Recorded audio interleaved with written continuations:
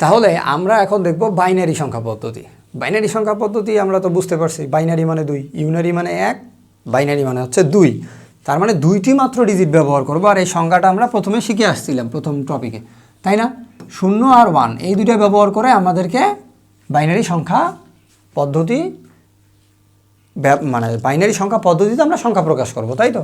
আচ্ছা, এখন দেখো এখানে একটা কমপ্লেক্সিটি আছে। কি সেটা? আমরা যদি 10 ভিত্তিক সংখ্যা ব্যবহার করে মানে ইলেকট্রনিক্সের বিভিন্ন সার্কিটের হিসাব ক্যালকুলেশন করতাম, তাহলে 10টা অঙ্কের জন্য ভিন্ন ভিন্ন ভোল্টেজ নিয়ে কাজ করতে হতো। 2টা নিয়ে ভোল্টেজ নিয়ে কাজ করলে একটু কমপ্লেক্স হয়ে যায় অনেক সময়, 10টা নিয়ে করলে তো অনেক কমপ্লেক্স হয়ে যেত, তাই না?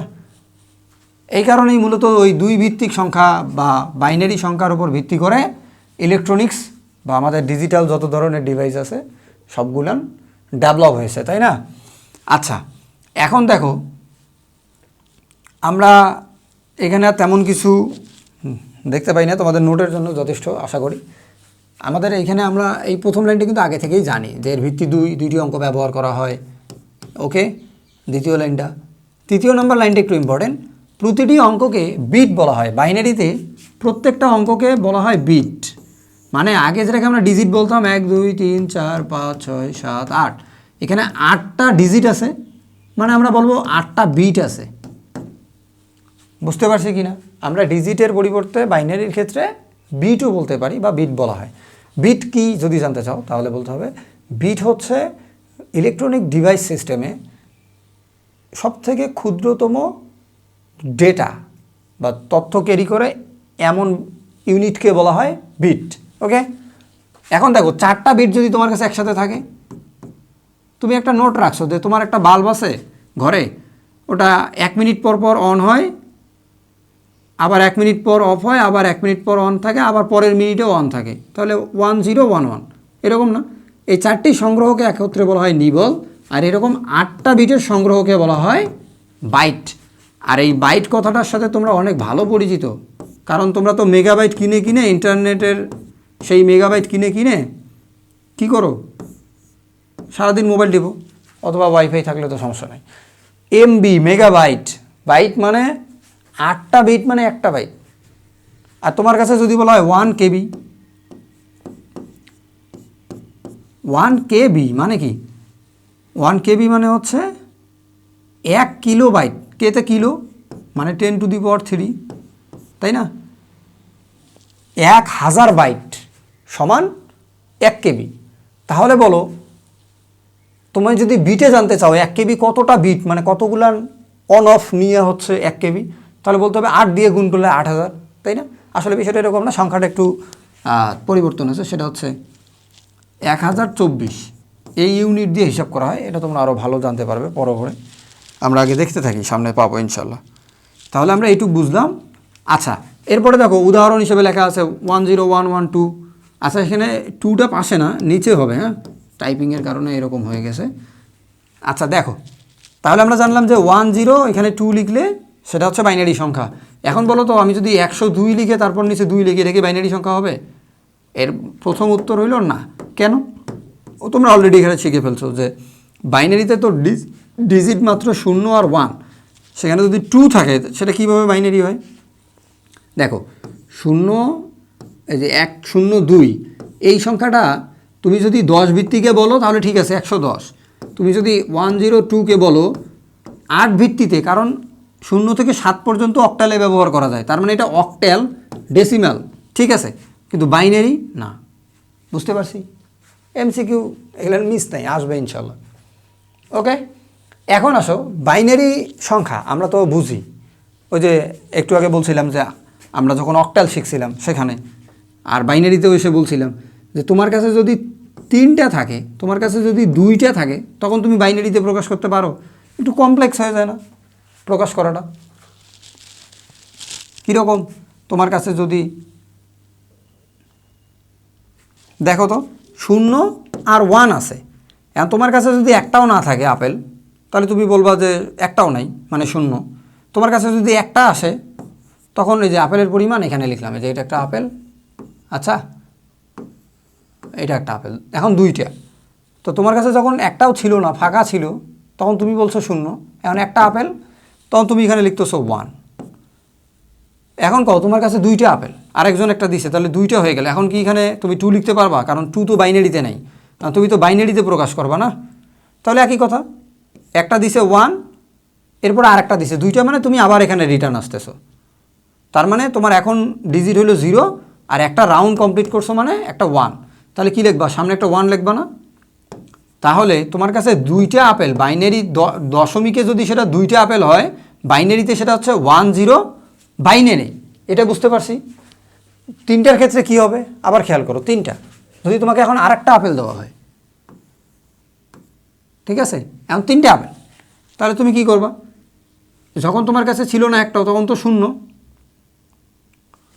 যখন একটা দিছে তখন 1, যখন আরেকটা আসলো তখন 2টা কিভাবে হইলো? যে এখান থেকে 1, তারপর ঘুরে 0 হয়ে গেছে, 0, আর একটা রাউন্ড কমপ্লিট করার কারণে আমার ক্যারি হাতে ছিল 1। এখন কও এর সাথে যদি তুমি আরও একটা আপেল যোগ করো, আরও একটা আপেল আসলো, 3টে আপেল, তাহলে কি করবা তুমি? যে আমার কাছে তো 0 আছে, এখন আরেকটা মানে আরেক ধাপ সামনে 1, তার মানে এই ঘরটা কি হয়ে যাবে? 1 হয়ে যাবে। এই যে 0টা এর সাথে যোগ করো 1, যোগ করলে কী হবে? এই 0টা 1-এর সাথে যোগ করে 1 হয়ে যাবে, কারণ এর পরের ঘর কত? 1 না? এর পরের ডিজিটটা হচ্ছে 1, এখানে 1 আর ক্যারি 1 আগে থেকেই ছিল। ওকে, তাহলে এইটা বাইনারিতে 2, যে 1 1 বাইনারিতে ডেসিমেলে কি হয়ে যাবে? 3। বলো তো এটা কঠিন না? এই যে কনভারসেশনটা অনেক কঠিন না? আমরা এটাকে খুব ইজি করে দেখবো ইনশাল্লাহ আমরা হেক্সাডেসিমেল বোঝার পরেই। এখানে আমাদেরকে পরিচয় দেওয়া হয়েছে, এইটাকে একটু বোঝার চেষ্টা করি। যে এখানে হচ্ছে হ্যাঁ, এখানে 2টা কম্পেয়ারমেন্ট নিয়ে আসা হয়েছে, তুলনা করছে যে এটা যদি দশমিক বিন্দু হয়, একটু খেয়াল করো, দশমিকের বামে প্রথম ঘরের পজিশন হচ্ছে 0, তারপরেরটার পজিশন 1, তারপরটার পজিশন 2, আর এটা হচ্ছে ভিত্তি মানে বেস। কোন ভিত্তিতে লিখতেছি? এটা দশমিক সংখ্যা, কারণ 1 3 5 আছে, যদি এটা অক্টাল হওয়াও সম্ভব, হেক্সাডেসিমেলও সম্ভব, কিন্তু বাইনারিতে সম্ভব না। আচ্ছা, এরপরে দেখো আমাদের এখানে কি আছে? 1 0 1 0 1 0, এটা বাইনারিতে আছে তাই না? কারণ সব 1 0। এটা অক্টাল হতে পারবে, ডেসিমেল হতে পারবে, হেক্সাডেসিমেল হতে পারে, কিন্তু আমরা বাইনারিতে বলতেছি, তার মানে এটা বাইনারি পসিবল, যেহেতু 1 0 দিয়ে। ওকে, বাইনারি। এটা দশমিক বিন্দু তাই না? ওকে, এটা দশমিক বিন্দু। এখন বলো তো, প্রথম বিট মানে পজিশন 0, দ্বিতীয় বিট মানে পজিশন 1, তৃতীয় বিট মানে পজিশন 2, চতুর্থ বিট মানে পজিশন 3। এভাবে পজিশন দেওয়া আছে না? যে বামে বৃদ্ধি পাচ্ছে আর ডানে কি হচ্ছে দেখো তো, মাইনাস চিহ্ন দিয়ে বড় দেখা গেলে কি সেটা বড়, সেটা আসলে ছোট হচ্ছে দিন দিন, তাই না? ও যত দিন যাবে তত ছোট হতে থাকবে, মানে তুমি যত ডানে যাবে তত ছোট হবে, তাই না? এটাই বোঝাচ্ছি। ঠিক একই কথা এখানে বলে দিছে, তোমরা এখানে একবার রিডিং পড়ে দেখো। সমতুল, ইকুইভ্যালেন্ট, বা আমরা কনভারসেশন যেটাকে বলি, দশমিক থেকে বাইনারিতে আসবো। এখন বলো, এই যে আমাদের এখানে একটা দশমিক বিন্দু, এর প্রত্যেকটা বিন্দুর জন্য, আচ্ছা আমরা দশমিকটা একটু পরে দেখি, কারণ আমরা কনভারসেশনে গিয়ে খুব ভালো বিস্তারিত শিখবো, এখানে তো বেসিকটা আমাদেরকে বুঝতে হচ্ছে। আমরা যদি একটু একটা বেসিক বিষয় জানার চেষ্টা করি, এখানে 85 করে আসছিলাম না? ওকে, এটা দিয়েই করে দেখব যে আমাদের এই সংখ্যাটা দশমিকে আসে কিভাবে। আচ্ছা বলো, এই ডিজিটের পজিশন কি? 0 1 2 3 4 5 6, তাই তো? ওকে, বলো 1 × 10 সরি, আমাদের এখানে বাইনারির ভিত্তি কত? 2, তাহলে এর পাওয়ার কত হবে এই পজিশন অনুযায়ী? 6 যোগ 0 × 2⁵ যোগ কত, এরপরে 1 × 2⁴ যোগ 0 × 2⁵ যোগ 0, আচ্ছা 1 × 2⁴ যোগ 0 × 2⁴ 1 যোগ 1 × 2⁴0, তাই তো? আচ্ছা এখন দেখো, 2⁶ মানে হলো 32 64, যোগ 0-র সাথে তুমি গুণ করো 32, 1-এর সাথে গুণ করো তুমি 16, 0-র সাথে গুণ করো তুমি 8, আচ্ছা 1-এর সাথে গুণ করো তুমি 4, 0-র সাথে গুণ করো তুমি 2, 1-এর সাথে গুণ করো তুমি 2⁴0 মানে 1, যে কোনো কিছুর পাওয়ার 0 মানে সেটা 1। আচ্ছা এখন বলো তো আমাদেরকে 64 0 এসব যোগ করতে হবে, যোগ করো আচ্ছা, যোগ করলে কত হয়? 85। আর রেজাল্ট আসলো দশমিকে। আমরা যদি রিভার্সটা করি, আমাদের দশমিক থেকে কত বাইনারিতে যাইতে হবে। আচ্ছা, আমরা এখানে কি করে আসছিলাম মনে আছে আমাদের? অক্টালে আমি একটু বোঝাইছিলাম, যেটা তো এর চাইতে কত গুণ বড়, তার সাথে রিমাইন্ডার কত থাকে, এই রিমাইন্ডারটাই হবে আমার এমএসবি টু এলএসবি। ঠিক একই ঘটনা ঘটবে কোথায়? আচ্ছা, আমি অক্টালে একটা কথা বলতে ভুলে গেছিলাম, 078, এটা কি অক্টাল হবে? না। তাহলে 277 এইটা হবে অক্টাল। আমরা এটা কি মনে রাখতে পারছি? ওকে, মাঝখান থেকে একটা অন্য কথা বলে ফেললাম। আচ্ছা, এখন আমরা যদি দেখতে চাই যে আমাদের এই দশমিক সংখ্যাটাকে কি বাইনারিতে নিয়ে আসতে হবে। আচ্ছা, এখন বলো 85, ওর ভিত্তি হচ্ছে 2 এর সাথেও কত গুণ বড়? 42 গুণ বড়। রিমাইন্ডার থাকে কত? 1। 2 কত হবে? 21। রিমাইন্ডার কত? 0। আচ্ছা, 2 দিয়ে ভাগ করো, কত? 10। রিমাইন্ডার কত? 1। 2 দিয়ে ভাগ করো, 5। রিমাইন্ডার থাকে 0। 5 2 রিমাইন্ডার থাকে 1। রিমাইন্ডার থাকে কত? 1 নাকি 0? 0।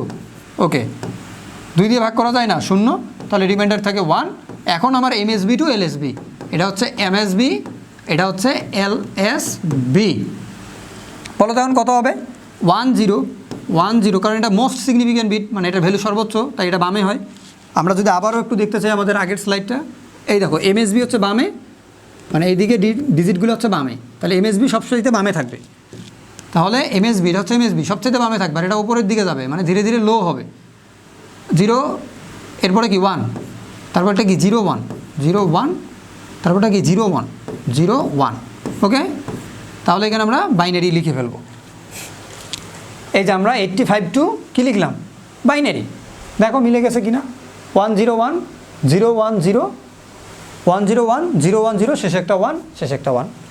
তাহলে আমরা কি একটি দশমিক সংখ্যা থেকে বাইনারি এবং বাইনারি থেকে দশমিক, দুটোই কনভারসেশন বেসিকটা বুঝতে পারলাম।